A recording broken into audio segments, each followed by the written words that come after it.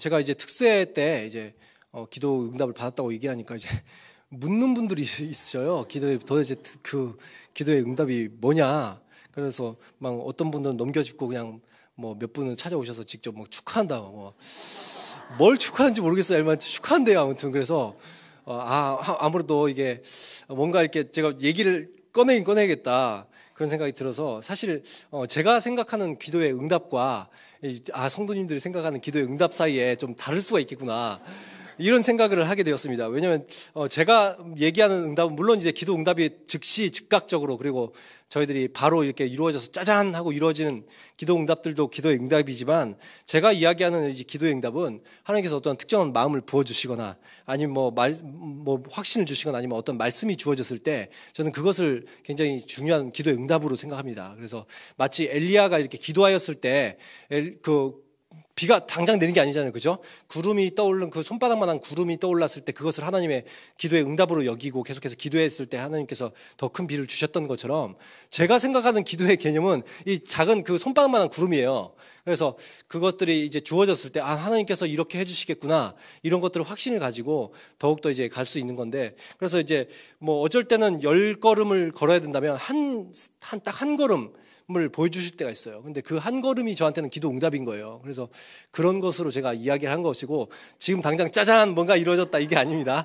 그래서 그렇게 좀 아셨으면 좋겠고 그런 응답받고 뭐 몇 년이 걸리기도 합니다. 심지어 저는 20대 중반 때 받았던 기도의 응답이 아직까지도 완전히 이루어지지 않은 것들이 있어요. 그러니까 그런 것들. 그래서 아브라함도 하나님께서 75세 때 이제 떠나게 하시지만 100세가 돼서 이삭을 낳고 이런 일들이 일어났잖아요. 그런 것처럼 서서히 한 걸음씩 정말 저는 감사한 것은 하나님께서 그 기도하는 가운데 있으면 하나님 앞에 나가면은 저희들이 어쩌다가 기도하면 막 갑자기 이루어지고 나서 나중에 이렇게 인도하셨구나 이렇게 알 거잖아요. 근데 기도하는 사람은 하나님께서 이렇게 보여주실 때가들이 있어요. 그래서 이런 것들을 알게 하시구나. 그리고 나중에 이렇게 해주시겠구나. 그렇게 한 스텝 한 스텝 또 이렇게 가다가 또 막히면 또 기도하다 보면 또 하나님께서 또 조금 열어주시고 이런 것들을 경험하는 거예요. 그래서 저는 이 큰 그림 전체가 아니라 그림에 그 끼워져 있는 퍼즐 한 조각 그 조각을 하나님께서 맞춰주셨기 때문에 그것 때문에 기도의 응답이 있었다고 말씀드린 것입니다. 그래서 너무 이렇게 넘겨짚지 마시고 그래도 하나님께서 뭔가를 이렇게 확신을 주시고 마음 가운데 그래도 인도하심이 있구나. 그리고 그런 마음으로 이제 봐주시면 좋겠고 항상 저뿐만 아니고 성도님들도 기도하실 때 하나님께서 당장에 이루지 않으셔도 하나님께서 조금씩 이루어 가시는구나. 그리고 이걸 보여주시고 또 내가 여기까지 가지면 또 막히면 하나님께서 또 열어주시고 그러는 분이시구나. 이렇게 저희들 하면서 같이 기도하면서 나가면 정말 날마다 기도 가운데 응답하시고 역사하시는 그 하나님을 경험할 수 있을 것입니다. 오늘 말씀 보도록 하겠습니다. 오늘 저희들의 삶이라는 것은 늘 그 하나님과의 관계성 속에서 우리들이 생각을 해야 됩니다. 그래서 하나님 앞에서 내가 하나님 앞에서 하나님이 우리들을 보실 때 어떤 모습으로 보실까? 여러분 이런 입장에서 한번 생각해 봤으면 좋겠습니다. 노아 같은 경우는 그렇잖아요. 노아는 뭐라고 하나님께서 평가해 주셔요? 당대 의인이요 완전한 자라 하나님과 동행하였다고 표현하고 있잖아요. 그렇죠? 그리고 뭐 모세 같은 경우는 나와 대면하여 알던 자요 라는 표현을 쓰시고 또한 다윗 같은 경우는 하나님의 마음 내 마음에 합한 자다, 내 마음에 맞는 자다 이런 표현들을 쓰신다는 것이죠. 하나님께서 보실 때에 어떻게 보시냐 우리들이 하나님 앞에서 어떤 모습인가의 평가가 굉장히 중요하잖아요. 그죠? 근데 이렇게 하나님께서 보실 때 노아나 아니면 뭐 모세나 아니면 다윗처럼 이 정말 내가 볼 때 정말 내 마음에 합하구나. 내 마음에 정말 마음에 드는구나. 아니면 뭐 하나님 나와 동행하는구나. 이런 좋은 평가를 받으면 좋겠는데 오늘 말씀 7절을 보면 이스라엘은 그런 평가를 받지 못하고 있다는 걸 우리들이 알 수가 있습니다. 하나님 앞에 있을 때 하나님이 선택하신 민족이었는데 그들에게 보니까 하나님 앞에서 그들은 어떤 모습이었어요? 7절 말씀 보니까 하나님 앞에서 악을 행하는 모습이었다고요. 악한 모습들이 보여지는 거예요. 근데 그 이스라엘 백성들이 행한 악의 모습이 두 가지로 표현되고 있네요. 한 가지는 뭐냐 하니까 어떠했다고요? 그렇죠. 하나님을 잊어버렸다. 그리고 두 번째는 뭐라고요? 네, 바알과 아세라를 따랐다, 섬겼다, 이렇게 표현을 하고 있다는 것이죠. 근데 그 이스라엘 백성들이 지난번에도 말씀드렸습니다만 이스라엘 백성들이 생각할 때 완전히 하나님을 자기가 떠나버리고 그래서 바알 종교로 완전히 개종했다, 이런 의미가 아니라고 했죠. 그죠? 자신들이 생각할 때는 하나님을 떠난 적이 없어요. 뭐라고 생각하냐면 자기들은 어때요? 삶의 모습 가운데서 여전히 하나님을 찬양하고 예배하고 있다는 거예요. 여전히 자기들은 제사는 드려요. 안식일이 되면 제사 드려요. 그리고 이렇게 늘 하나님을 찬양하고 이런 모습들이 있어요. 그런데 심지어 사사기 18장부터 21장이 얼마나 그 영적으로 암울한 시대였는가를, 이제 사사기가 영적으로 암울한 시대인가를 보여주는 게 사사기 18장부터 21장이 나와 있단 말이에요. 그런데 그때 가장 영적으로 암울한 시기, 그 시기조차도 어떻게 하냐면 그 사람들이 이스라엘 백성들을 보니까 말로는 하나님 해요. 하나님께서 이렇게 해주신다. 하나님께서 저렇게 해주신다. 또한 하나님 앞에 엎드려 하나님 이렇게 할까요? 저렇게 할까요? 기도도 해요. 그런데 이렇게 하나님 앞에 기도도 하는 것 같고 하나님 늘 입 가운데 하나님을 달고 살지만, 그러나 이스라엘 백성들의 삶 가운데서는 전혀 신앙인다운 모습이 아닌 거예요. 이스라엘 백성의 모습이 바로 사사기의 모습이 바로 그랬다는 거예요. 그들에게는 그냥 이 하나님이라는 이 신앙이 그냥 하나님이 그냥 수호신 같은 거예요. 자기 그냥 좀 지켜주는 신, 자기 인도해주는 신, 그 정도로 여기고 그냥 삶의 어떠한 저변에 깔린 문화 정도로 생각하는 거지, 그들이 정말 참 신앙이 있어서 하나님을 섬긴다는 게 아니라는 거예요. 그렇기 때문에 하나님 입장에서는 그 이스라엘 백성들은 나는 하나님을 버린 적이 없습니다라고 얘기할지 모르겠지만, 하나님 입장에서는 어떤 거예요? 너희들이 날 참된 예배를 너희들이 과연 드리느냐? 너희는 날 떠났다라고 말씀하시는 이유가 바로 이스라엘 백성들이 자기들의 제사도 드리고 정말 하나님의 이름을 말하긴 하지만 그들의 삶의 모습에서 하나님을 섬기는 모습들이 안 나타난다는 거예요. 진정으로. 그런 것을 의미하고 있는 것입니다. 이것이 유럽의 모습이 그렇잖아요. 유럽이라는 것이 이 2000년 동안 기독교 역사 동안에 그 문화라는 것이 기독교 문화가 완전히 형성되었어요. 그래서 모든 곳에 어디를 가봐도 교회가 다 있고 성당이 있고 그 다음에 뭘 해도 다 기독교적인 문화들이 있는 것처럼 보이지만, 그러나 정말 하나님 앞에 진정으로 제대로 예배하는 사람이 과연 얼마나 있냐는 것이죠. 그것이 우리나라에 마치 우리나라의 문화에는 뭐가 깔려 있어요. 기본적으로 유교나 불교 문화가 깔려 있잖아요. 그렇죠? 그래서 우리는 어렸을 때부터 그냥 다른 나라와 달리 굉장히 부모님이라든지 아니면 조상을 공경하고 그다음에 예의를 갖추고 이런 것들이 다 유교 문화잖아요. 그렇죠? 그런 것처럼 이들이 그냥 기독교 하나의 문화처럼 그렇게 돼버린 것이 유럽의 지금의 모습이고, 그것이 지금 이스라엘 백성들의 모습이라는 것이죠. 심지어 미국에도 어때요? 미국에도 무슨 일이 생기면 오마이갓 그러잖아요. 오마이갓 이러면서 무슨 일이 생기면 그 하나님을 계속 말하지만 실제로 하나님을 예배하는 거예요. 그 사람이 하나님 부르는 게 아니라 그냥 무슨 일이 생기면 오마이갓, 그냥 습관적이에요. 그리고 사람들이 옆에서 기침 감기하면 God bless you. 그게 우리들 얘기할 때 그 사람에게 정말 하나님의 은총이 여러분에 있기를 원합니다, 이런 마음으로 하는 게 아니라 그냥 형식적인 그냥 기도의 그런 의미가 아니라 그냥 인사 같은 거잖아요. 그렇죠? 그리고 여러분 안 좋은 일이 생기면 God damn it 이렇게 하는 거, God damn. 이거 왜 그래요? 그것도 하나님의 저주를 정말 이런 일에 하나님의 저주가 있었으면 좋겠다 이런 게 아니고, 그냥 화나면 그냥 God damn 이렇게 하는 거란 말이에요. 그리고 아니면 우리나라 말에 제기랄 우라질, 그걸 뭐라고 해요? Jesus Christ 이러잖아요. 그게 정말 예수님 이렇게 하는 게 아니라 욕이에요. 심지어 그게. 그러니까 그런 식으로 그들이 하는 God bless you, God damn it, Jesus Christ, 오 마이 갓 이런 것들이 전부 이게 신앙에서 우러나오는 어떤 그런 모습들이 아니라 뭐예요? 그들의 그냥 문화이고 그들의 그냥 습관적인 언어 습관인 것뿐이지 하나님을 예배하는 신앙이라고 할 수 없다는 것이죠. 그것처럼 지금 이 가나안에 정착한 이스라엘 백성들, 지금 사사기를 살고 있는 이스라엘 백성들의 모습을 보니까 이들이 정말 하나님을 예배하는 신앙이 있는 게 아니라 그냥 이게 하나의 문화로 그냥 잡힌 것뿐이에요. 하나님을 그냥 섬기는 것처럼 보이지만 실제로는 하나님을 향한 신앙이 있을 수 없었다는 거예요, 이들이. 그래서 이런 기독교적 배경을 가지고 있지만 신앙이 아닌 이스라엘 백성들이 정말 참 신앙이 없어져 버렸고 그냥 문화가 되어버렸고, 거기다가 하나님만 믿는 것이 아니라 현실적인 필요에 의해서 누굴 또 섬기고 있다고요? 바알과 아스타롯을 섬기고 있다고요. 그래서 농사에, 저는 지난번에도 계속 말씀드렸습니다만, 농사의 전문가는, 하나님은 전문가가 아닌 것 같아요. 그렇죠? 하나님을 보니까 농사의 신은 아니야. 우리들의 뭐 구원도 해주시고 뭐 출애굽 시켜주시고 광야를 걷게 하시고 인도하신 놀라운 신이죠. 근데 보니까 농사는 못 지으시는 것 같아. 그러니까 농사는 하나님 당신이 아닌 것 같습니다. 그래서 누굴 찾아요? 바알과 아스타롯을 찾는 거예요. 그것이 우리들의 삶도 비슷하다고 했어요. 우리들의 삶도 교회에서는 하나님을 찾고 하나님이 구원 문제를 해결해 주실 것 같아요. 그런데 직장 문제는 못 해결해 주실 것 같은 거예요.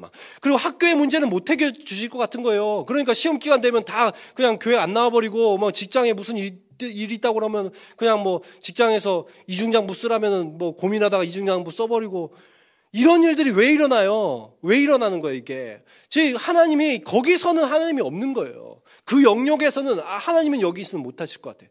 여러분, 근데 이게 아니라니까요. 하나님 우리들의 삶을 다, 모든 영역을 다 인도하시는 분이셔요. 그런데 이 이스라엘 백성들의 모습에도 그냥 습관적으로 말은 하지만, 그러나 이런 하나님에 대한 참신앙이 없다는 것이죠. 그러나 하나님께서 이렇게 양다리 걸치는 신앙, 정말 하나님만 섬기는 게 아니라 하나님도 섬기고 뭐 바알도 섬기고 아스라로도 섬기고 만몬신도 섬기고 뭐 몰렉신도 섬기고, 이런 것들을 하나님께서 좋아하시겠어요, 싫어하시겠어요? 싫어하시잖아요. 지난번에 말씀드렸습니다만, 양다리 누가 좋아하냐고요. 내가 양다리 치면 뭐 나는 기분 좋을지 모르겠어요. 근데 내 사랑하는 아내가 아니면 내 여자친구, 내 남자친구가 양다리 걸치고 있으면 그거 가만히 두겠냐고요. 방금 이게 하듯이 목을 졸라서라도 죽어, 이렇게 하지 않겠어요? 근데 그게 하나님 마음 아니겠어요? 하나님도 하나님을 사랑하기를 원하시는데 양다리 딱 걸치고 있으면 하나님이 어쩌겠어요? 다리를 몽둥이 부러진지 너무 말이 격해지네요. 아무튼 그러시지 않겠냐는 거예요. 그 하나님이 양다리를 싫어하시기 때문에 어떻게 하셔요? 하나님이 8절에 보면 진노하시는 거예요. 그래서 징계는 형벌과 다릅니다. 징계는 형벌과 달라요. 그래서 부모가 자식에게 드는 뭐와 같다고 했어요? 징계가? 예, 사랑의 회초리라고 비슷한 거라고요. 그래서 이 사랑의 회초리를 드시는데, 그리고 고통은, 지난주에 고통은 뭐와 같다고 했어요? 하나님의 확성기 같은 거라고 했어요. 그래서 우리들이 하나님 말씀을 듣지 않을 때 고통이라는 확성기를 통해서 말씀하신다고요. 평소에 말씀을 해주시는데 어때요? 이 성경을 통해서 말씀해 주시고, 주일날 오늘도 목사님 통해서도 말씀해 주셨고, 지금도 저를 통해서 말씀을 해주시고, 여러분 성경 읽을 때도 말씀해 주시고, 새벽 기도에도 말씀해 주셔요. 그렇죠? 근데 이런 말씀을 들어야 되는데 말씀을 안 듣고 자기 소견에 옳은 대로 행하면 어떻게 되는 거예요? 하나님이 고통이라는 확성기를 들어서 돌아와! 소리 외치신다고요. 그러면 그때야 이제 정신 차리고 다리 몽둥이 한 개 부러져야 돌아오는, 쩔뚝거리면서 돌아오는 야곱처럼, 그게 우리가 되면 안 된다는 거예요. 그게 우리가 되면. 그래서 이렇게 고통은 하나님의 확성기라는 것입니다. 회개를 촉구하시는 하나님의 외침이지요. 그래서 하나님의 사랑의 매를 드시는데, 그 사랑의 매가 오늘 보니까 어떤 매예요? 메소포타미아의 왕 구산 리사다임이라는 사람이 보니까 사랑이 매였어요. 하나님의 사랑이 매였어요. 그래서 이 구산 리사다임이라는 뜻은 이중으로 악한, 이런 뜻이에요. 이중으로 악한. 그러면 여러분, 이스라엘 백성들이 이 구산이라는 사람을 부를 때 뭐라고 하는 거예요? 아이씨, 이런 이중으로 악한 구산 같으니라고 이렇게 부르는, 이 정말 이름이 뭐 이중으로 악한 구산이었겠어요? 그것보다는 아마 이스라엘이 부르는 별명 같은 거였을 것 같아요. 그렇죠? 그래서 이스라엘 백성들이 부를 때 저 이중으로 악한 구산 같으니, 이런 식으로 이제 생각하는 거죠. 이중으로 악한 구산. 이게 이제 부르는 거죠. 이렇게 얼마나 악독했으면 이중으로 악한 구산 같으니 이렇게 부르겠어요. 그런데 이 이중으로 악한 구산에게 하나님께서 어떻게 하셨다는 거예요? 이스라엘 백성들을 그 손에 파셨다, 이렇게 표현하고 있죠. 손에 파셨다. 여러분, 팔면 어떻게 돼요? 내가 누구에게 뭘 팔아요? 그럼 어떻게 되는 거예요? 소유권이 어떻게 돼요? 그 사람한테는 넘어가는 거예요. 그죠? 주인이 바뀌는 것을 의미하는 거예요. 그러면 하나님께서 이제까지 하나님의 말씀대로 순종하는 하나님의 백성들은 하나님의 소유된 백성이에요. 그죠? 하나님의 소유된 백성인데, 그 소유권이 누구한테로 지금 넘어갔다? 구산 리사다임, 이 이중으로 악한 구산에게 넘어갔다는 거예요. 그래서 이중으로 악한 구산이 어떻게 되는 거예요? 내 주인이 되기, 이스라엘 백성들의 주인이 됐다는 거죠. 그러니까 얼마나 고통스럽겠어요. 얼마나 고통스럽겠어요, 이 사람들이. 그래서 구산을 어떻게 했다고요? 8년 동안 섬겼다. 8년 동안 구산 밑에서, 이중으로 악한 구산 밑에서 이중으로 고통받아가면서 섬겼다. 종노릇 했다. 이렇게 표현을 하고 있는 것이죠. 그렇게 악한 이방왕을 주인처럼 모시니까 굉장히 고통스러운데, 여러분, 저는 뭐 주변에서 지금 저를 고통스럽게 하는, 여러분이 저를 고통스럽게는 안 하죠? 그런 사람들이 없기 때문에 저는 고통스럽게 누구에게 지금 당하고 있지는 않아요. 근데 여러분, 제가 고등학교 때는 아니죠. 중학교 2학년 때 일진들 때문에 굉장히 괴로움을 당했어요. 근데 여러분 한번 상상해 봅시다. 일진, 조폭 이런 사람들이 날마다 괴롭힌다고 상상해 보세요. 나에게 찾아와서 매일같이 찾아서 돈 내놔라. 그리고 한 대 때리고 막 뒤에서 오다가 저도 갑자기 가다가 뒤에서 머리 팍 때리고 지나가고, 그다음에 돈 내놓으라고 하고, 또 배고프면 제 도시락 뺏어 먹고, 숙제해달라고, 저는 아직 숙제 못했는데 자기 숙제해주느라고 저는 숙제 못하고. 여러분, 이게 일진들이 이렇게 한다면 그게 날마다 그렇게 하면 이게 어떻게 돼요? 이게 날마다 고통스럽죠. 더 나아가 조폭이 날마다 우리 집 찾아와서 막 돈 내놔라 하고 깽판 치고 막 이러고 있다고 생각해보세요. 굉장히 고통스럽잖아요. 근데 이렇게 그런 생활을 몇 년을 당했다는 거예요? 자그마치 8년을 당했다는 거예요. 8년 동안 일진한테 시달려 보여요. 조폭한테 시달려 보라고요. 이게 보통 고난이 아니라고요. 그런 지옥 같은 하루하루를 날마다 보내고 있는 거예요. 그래서 두렵고 고통스러운. 그러나 그럼에도 불구하고 날마다 발버둥을 쳐보지만 이 문제가 해결돼요, 안 돼요? 해결이 안 되더라는 거예요. 날마다 발버둥 치는데 내 힘과 내 능력으로 일진을 때렸다가는 그 다음날 죽어요. 그러니까 해결이 안 돼요. 이 이중을악한 구산을 날마다 집에 가서 이 이중을악한 구산 같으니라고 이렇게 말을 하지만 구산 앞에서는 어떻게 해요? 그렇게 하면 안 되죠. 이중으로 은혜로 오신 구사님 이렇게 하지 않았겠어요? 그러니까 그렇게 살 수밖에 없는 이 이스라엘의 처지라는 것이죠. 그런데 이렇게 고통받고 있을 때 아무리 해도 내 힘과 능력으로 해결할 수 없을 때 이럴 때는 어떻게 해야 돼요? 그렇죠. 하나님 앞에 매달릴 수밖에 없는 거예요. 이렇게 고통당하고 있을 때 내 힘으로 안 될 때 하나님한테 매달릴 수밖에 없는 거예요. 유일하게 할 수 있는 게 하나님께 매달리는 겁니다. 그래서 9절에 보니까 여호와께 부르짖음에 9절에 보니까 여호와께 부르짖었다라고 표현을 하고 있습니다. 이제 보세요. 어때요? 고통이라는 확성기로 말씀하시니까 어떻게 돼요? 이제야 하나님께 돌아오는 거예요. 고통이라는 확성기로 돌아와 말씀하신 지가 8년이 지났어요. 8년이 지나니까 이제야 기도할 마음이 좀 생겼어. 이스라엘 백성들이 고통을 너무 당하니까. 일진한테 고통당할 때 빨리 하나님께 돌아와야 되는데 고통을 안 당하니까 8년이 걸렸어요. 8년 동안 고통당하고 나서야 이제 하나님께 그때 이제 매달리는 거죠. 하나님한테 찾아와서 하나님 앞에 매달림이라. 근데 참 우리도 이런 것 같아요. 고통을 당하고 나서야 하나님께 찾아오고, 그러니까 매를 맞아야 돌아오는 이런 나쁜 그런 버릇들이. 애들이 그렇잖아요. 매를 꼭 들어야 부모님 말 들어요. 어떤 애들은. 그 전에 부모님 말 들으면 얼마나 사랑스럽고 부모님이 자식한테 떡 하나를 더 줄 텐데 이게 매를 벌어서 매를 하나를 덜 때려야 되는 부모의 마음은 어떻겠냐고요. 그렇죠? 그것처럼 우리도 꼭 그래요. 하나님도 정말 이 자녀를 때리면 마음이 아프겠어요? 안 아프겠어요? 이 부모의 심정으로 잘 아시잖아요. 자녀를 때리면 자녀는 몸이 아프긴 하지만 누가 더 아파요? 이 부모 마음이 더 아프다고요. 자녀를 한 대 때리는 부모 마음이 더 아파요. 자녀는 한 대 맞고 그날 맞고 나면 몇 시간 있으면 안 아프지만 부모는 마음이 그날뿐만 아니라 그 다음 날도 다다음 날도 한 달이 지나도 마음이 아프다고요. 그게 부모 마음 아니겠어요? 그것처럼 하나님도 우리를 때리면 마음이 아프시죠. 그럼에도 불구하고 하나님께서 왜 이렇게 하셔요? 왜 그래도 하나님께서 몽둥이를 드셔요? 이렇게 하면 어떻기 때문에? 하나님께 영영 안 돌아오니까. 영영 하나님 안 섬기니까. 영영 하나님 사랑 안 하니까. 완전히 우리들의 인생 망가지니까. 그러니까 하나님께서 이 사랑하시지만 너무 고통스러우시지만 그럼에도 불구하고 드는 이 막대기가 구산 리사다임이었다고요. 그래서 이렇게 정말 하나님께서 얼마나 우리를 사랑하시는지 하나님에 대한 마음이 예레미야 29장 11절 말씀에 있는데 이렇게 얘기하고 있습니다. 하나님의 뜻이 평안이요 재앙이 아니래요. 미래에 희망을 주는 것이 하나님의 뜻이래요. 하나님께서는 우리를 고통스럽게 하기 위해서 우리들에게 뭔가를 주는 게 아니라, 안 좋은 일들이 일어나게 하는 게 아니라, 하나님은 늘 우리가 평안하기를 원하셔요. 늘 우리들의 삶 가운데 샬롬이 있기를 원하셔요.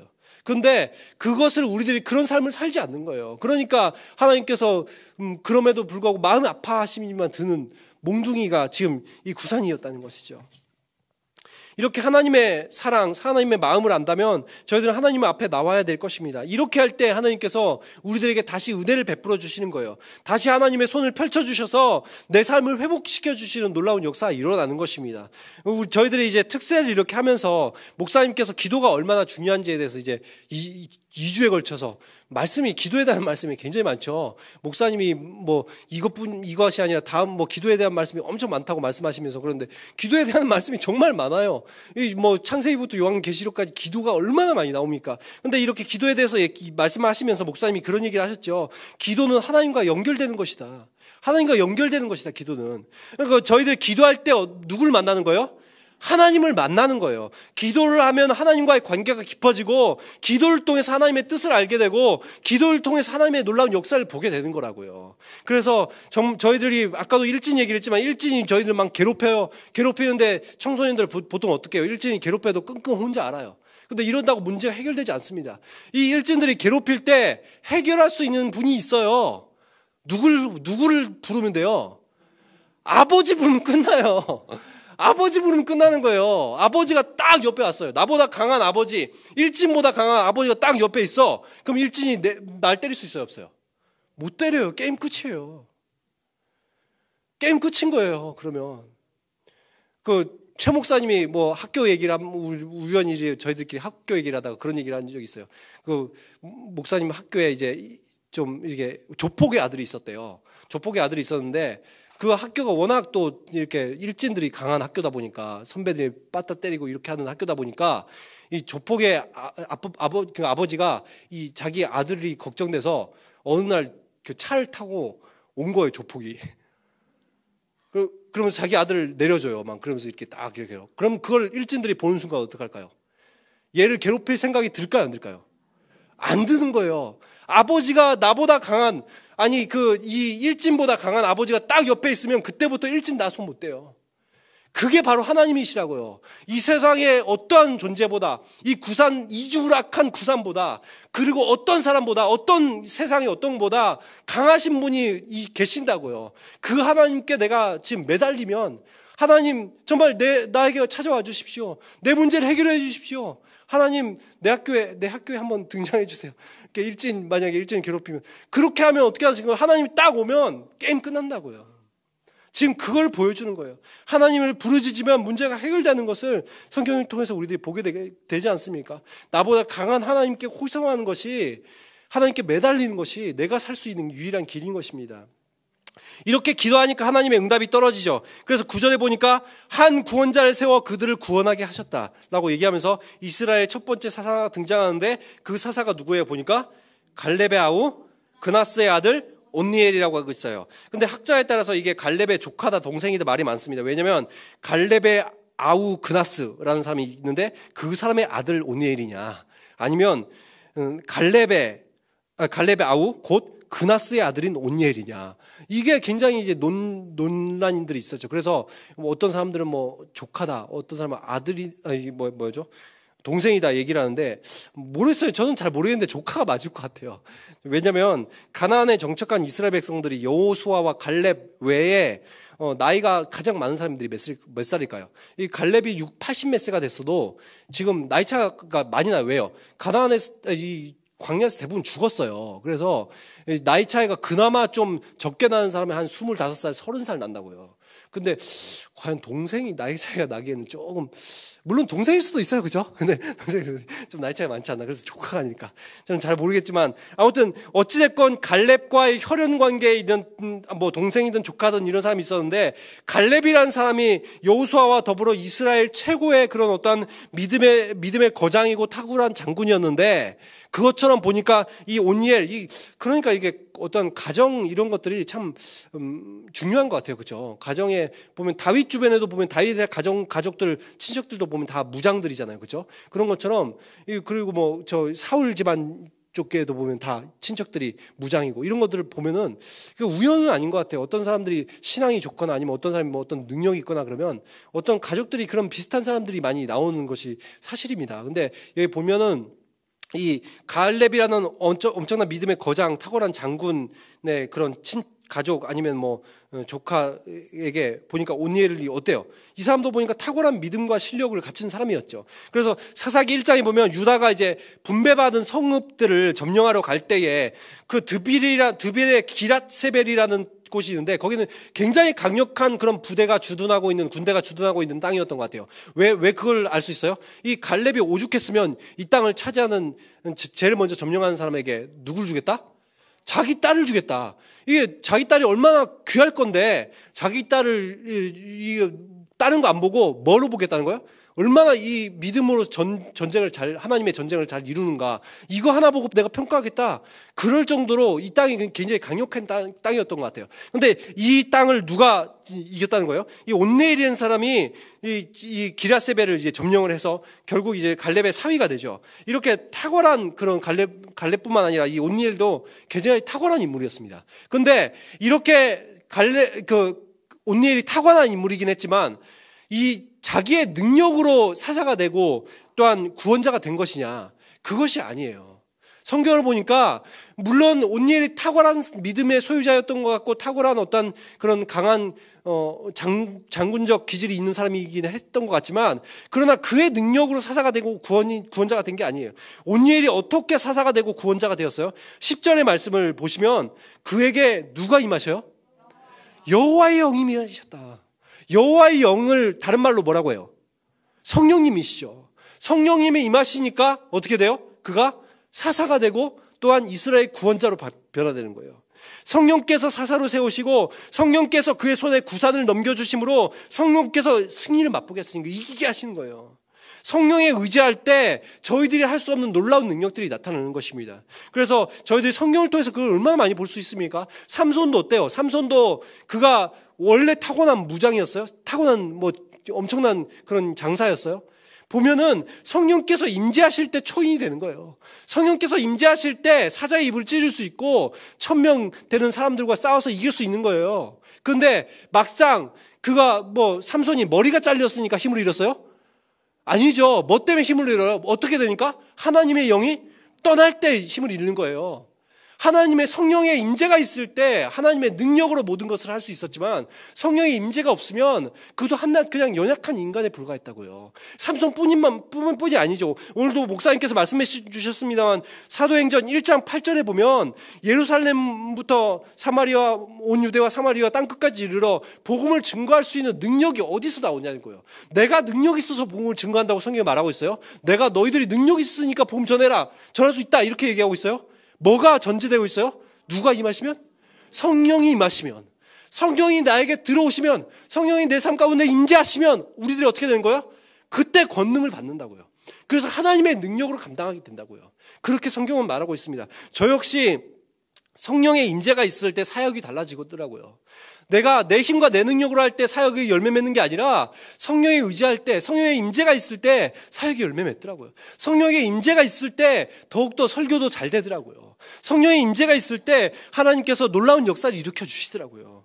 그래서 정말 사사를 세우시는 것도 하나님이시오, 싸울 능력들을 주시는 것도 하나님이시오, 또한 승리를 주시는 것도 하나님이시다. 다 하나님이 해주셨다. 성경이 그렇게 말하고 있습니다. 그래서 지금 사사기 말씀, 이 말씀의 주인공은 온니엘이에요? 온니엘이 주인공이에요? 누가 주인공이에요? 하나님이 주인공인 거예요. 하나님이 주인공이셔요. 그래서 내가 내 소견에 옳은 대로 살 때는 내 인생 실패합니다. 그런데 하나님께서 내 주인 되어주실 때, 하나님께서 이끄시는 인생이 될 때, 그때 내 삶 가운데 평온이 찾아오는 거예요. 그래서 여러분, 이 온니엘이 하나님께 이렇게 쓰임받는 인물이 되었던 것 뿐이지 하나님께서 늘 해주신다는 거 여러분 기억했으면 좋겠어요. 11절 보시면 그래서 어떻게 돼요? 이스라엘에 결국 하나님께서 행해 주시니까 드디어 평온이 찾아옵니다. 드디어 평온한 삶이 찾아오는 거예요. 이 평온이라는 단어는 평온, 고요 이런 뜻인데 근심과 걱정이 사라진 상태를 말하는 거예요. 내 모든 근심과 걱정과 파도치는 어떤 역경들, 삶의 그런 어려움 이런 것들이 모두 사라지고 고요한 상태. 이런 상태가 이제 내 삶 가운데, 내 인생 가운데 이런 고요함이 찾아오는 거예요. 여러분 지금 삶 가운데 어떠세요? 혹시 막 역동치고 있지 않아요? 폭풍우 몰아치고 막 악한 이중을 악한 구산 이러고 외치고 있지 않아요? 그런 사람들 가운데 하나님께서 역사하시면 어떤 일이 일어난다는 거예요? 평온이 찾아온다는 거예요. 여러분, 이스라엘 백성들을 하나님께서 인도하실 때 처음부터 하나님께서는 젖과 꿀이 흐르는 평온이 있는 땅으로 인도하셨어요. 샬롬이 있기를 원하셨다고요. 그런데 이 이스라엘이라는 땅, 가나안이라는 땅이, 이 땅 자체가 샬롬이 있는 땅이에요? 땅 자체가 평온한 땅이에요? 아니에요. 어떤 지역보다도 전쟁이 많은 땅이었어요. 어쩐 전쟁이 너무나 심했기 때문에 거기는 나라가 성립될 수 없을 정도로 치열한 전투가 날마다 있는 땅이었어요. 그래서 거기는 맨날 그 강대국들이 항상 점령하려고 들어오는 땅이 바로 그 땅이었잖아요. 맨날 전쟁에 시달려야 되는 그 땅. 그런데 왜 하나님께서 젖과 꿀이 흐르는 땅이라고 얘기하시고 샬롬을 약속하셔요? 하나님 말씀대로 살 때, 하나님 뜻대로 살 때 그 땅 자체가 샬롬이 있는 게 아니라 하나님이 역사하시면 삶 가운데 아무리 주변이 요동쳐도 마치 태풍이 불어도 태풍의 눈 한가운데 오히려 평온한 것처럼. 여러분 그거 아시죠? 태풍이 부는데 태풍의 눈에는 바람이 안 불어요. 그런 것처럼 우리들의 주변은 다 바람이 불어도 다 폭풍이 몰아쳐도 하나님께서 역사하시는 그 현장 가운데는 고요하다고요. 하나님의 샬롬이 있다고요. 이스라엘 백성들이 그동안 평안을 못 누린 이유가 무엇이었습니까? 결국 그들에게 고통이 있는 이유가 뭐였어요? 자기 소견에 옳은 대로 행했기 때문이에요. 내 삶 가운데 하나님의 주대심을 거부하면 세상이 내 삶을 장악합니다. 세상이 주인 행세를 하는 거예요. 이중을 악한 구산이 이스라엘 백성들을 주관하였던 것처럼 우리들이 하나님의 주대심을 거부하면 우리들이 사탄의 종이 된다고요. 세상의 종이 되는 거예요. 반면에 우리들이 하나님의 주대심을 고백하면 어떻게 되는 거예요? 이 평온한 세월이 이 40년 뿐이겠어요? 영원토록 우리들이 평안함을 누리게 되는 거예요. 이 사사가 죽고 나니까, 온니엘이 죽고 나니까 다시 평온이 끝나는 이유도 같은 맥락에서 우리들이 찾아볼 수 있습니다. 왜 다시 이 온니엘이 죽으니까 이스라엘 백성들이 다시 고통 가운데 빠져요? 또 똑같은 삶을 반복하는 거거든요. 또 하나님 떠나요. 그럼 또 하나님께서 회초리 또 드시는 거예요. 오늘 말씀을 통해서 한번 우리들의 모습을 한번 돌아봤으면 좋겠어요. 삶이 정말 내 삶이 만약에 이 성경에 기록된다면, 내 삶이 여기에 지금 성경책에 만약 기록된다면 내 삶은 과연 어디에 기록될 것인가? 이 혹시 내 삶은 사사기에 기록되는 게 내 삶 아니에요, 혹시나? 그래서 자기 소견에 옳은 대로 행하였더라. 하나님께서 이중을 악한 구산을 보내셔야 되는, 혹시나 여기에 기록되지 않냐고요. 우리들의 삶이 그러면 계속 고통이 있는 거예요. 하나님 앞에 내 모습을 돌아봤으면 좋겠어요. 그래서 내 모습은 마치 다윗 가운데 하나님께서 함께 하셨던 하나님께서 내 마음에 합당한 자다. 모세를 보는데 정말 나와 대면하여 아는 자다. 노아를 보면서 나와 동행하였다. 이런 이야기를 할 수 있는 그런 저희들이 되어야 되지 않겠습니까? 하나님 나와 대면하여 안다. 내 마음에 맞다. 나와 동행한다. 이런 말이 돼야 되는데 하나님 평가가 악을 행한다. 나를 떠났다. 다른 곳에 더 가치를 두고 산다. 세상 일에만 바쁘다. 이런 삶이 되면 결국 우리들의 삶이 사사기가 된다고요. 그래서 정말 하나님 앞에서 나의 모습은 어떠한지 항상 그것을 생각하시면서 하나님 오늘 보실 때 내 모습 어떨지 이런 모습 생각하시면서 정말 내 모습이 오히려 이런 사사기의 모습이 아니라 노아 같고 모세와 같고 다윗같이 하나님 앞에서 정말 하나님의 백성답게 살아갈 수 있는 저와 여러분이 되시기를 예수 그리스도의 이름으로 축원합니다. 기도하도록 하겠습니다.